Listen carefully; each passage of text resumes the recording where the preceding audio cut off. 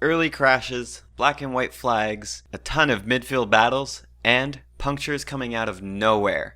It's time to review the British Grand Prix 2020.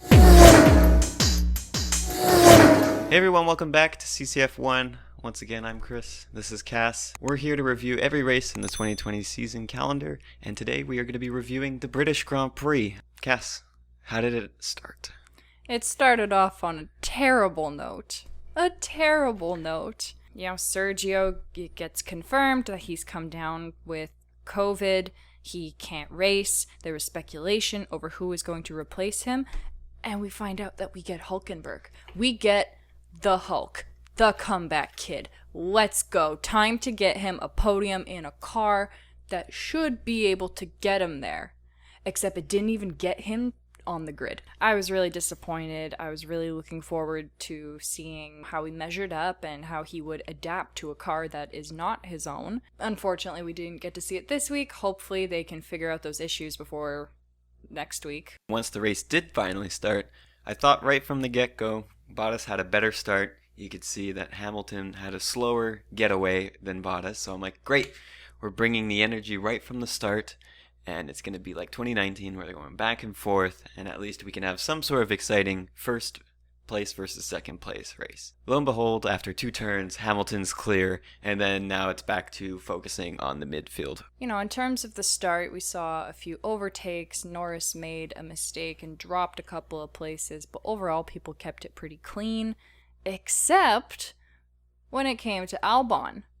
My God, that guy is having a rough season so far. Punted into Magnussen's right rear tire, knocked him out of the race. He went across the gravel, hit the barriers. Pretty much 5-6 laps goes wasted behind the safety car. Alright, so Hamilton was getting away with it. Now at least we have a safety car to bring everyone back in order. But this time it was once again a little too early in the race to actually matter. Yeah, the only thing that they were potentially discussing was that the people who had started off on the softs would benefit from the safety car because it could help them tire manage instead of having to pit sooner than expected, but ultimately we all know why that didn't matter in the end. Midfield action was between Ocon and Stroll.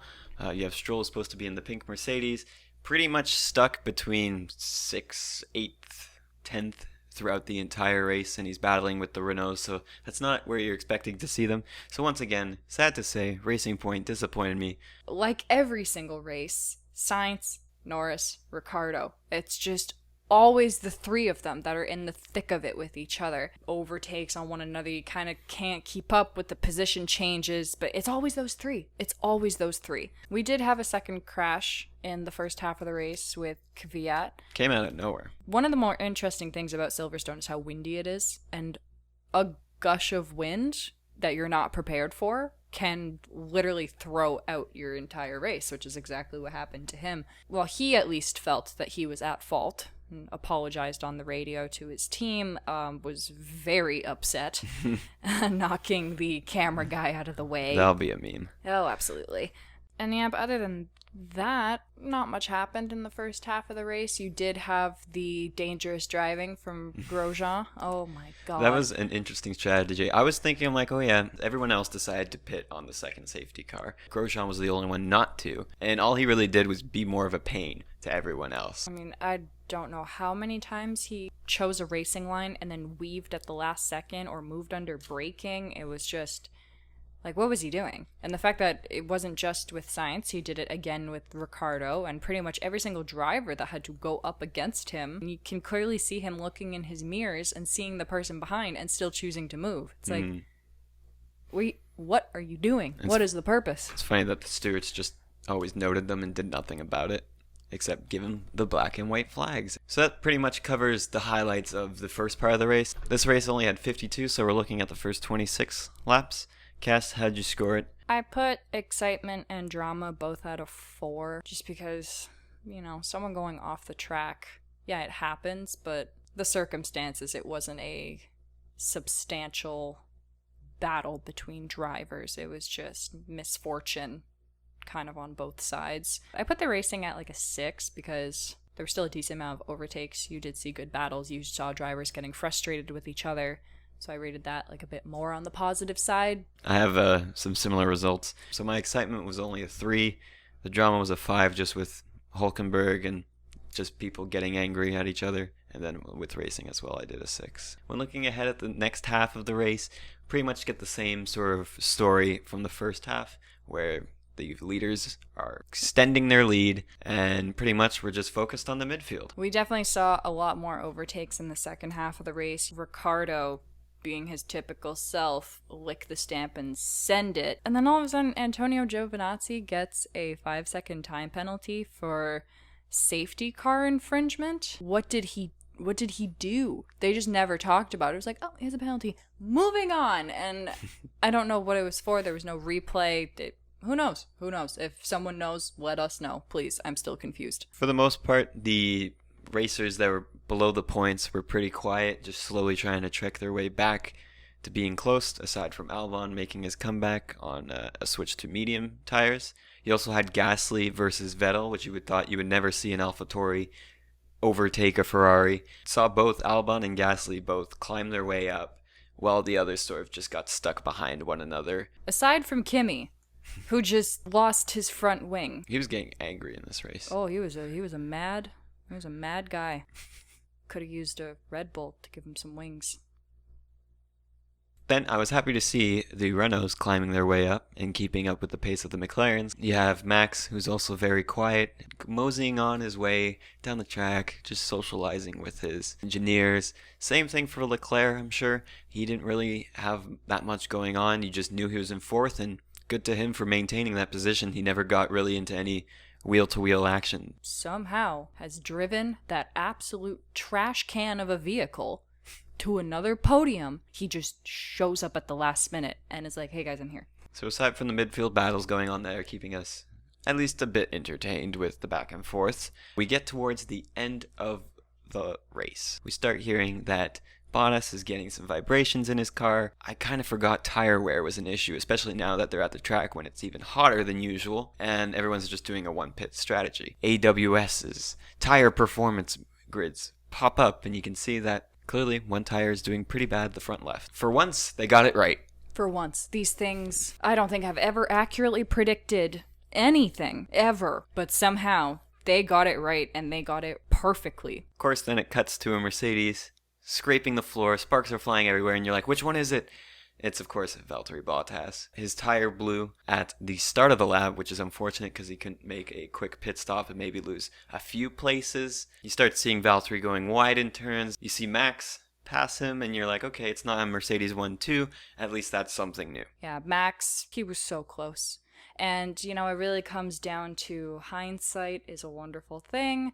Had they not pit him, probably would have won the race because Lewis's tire just with a lap left decided to give out on him.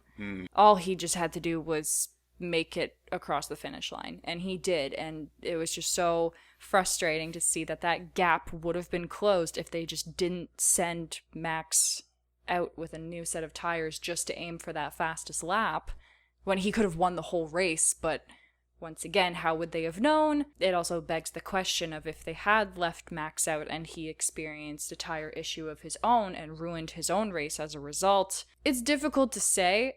It was just so disappointing. It was very strange to see both Mercedes have such a large issue. But at the same time, why is it always that it happens to Bottas first? Was he just worse at managing his tires?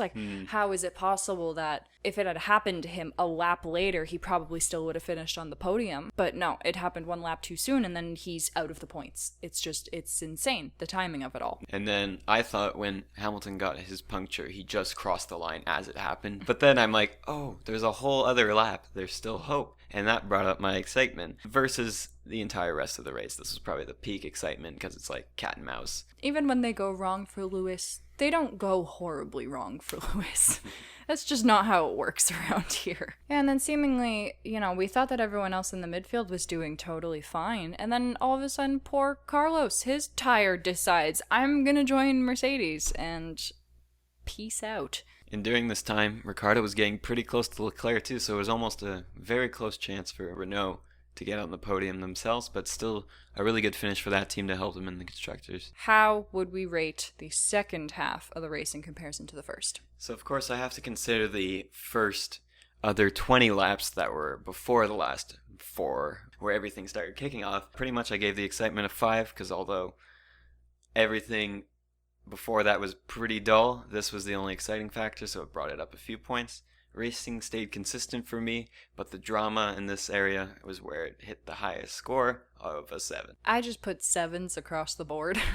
I mean, anytime that I get up from my seat and jump and yell and freak out, I'm like, okay, yeah, excitement levels are evidently up. But at the same time, I guess part of the reason why I rated the excitement and drama just a little bit higher too is because for once it was actually a Mercedes. It was actually a Mercedes having an issue. And then the racing itself, I still gave it a 7, just like 1 point higher. One thing I noticed is you never heard Hamilton once complain on the radio about his tires. The one race where it actually punctures. So, when you combine Chris's scores and my scores together, you get an average for the first week of the British Grand Prix, a 5.5. It wasn't great. It wasn't bad. Let's just say if the whole race had been like those last few laps, it would have been 10s across the board. The start and the end were the highlights. Makes you wonder what's going to happen next week and how that one's going to compare to this race. Let us know in the comments if you agree or disagree with any of our opinions. You can check out all the race reviews right here in the playlist provided by us. Social media links down there. Join the conversation. We'd love to hear what you think. And we will see you next time. Bye.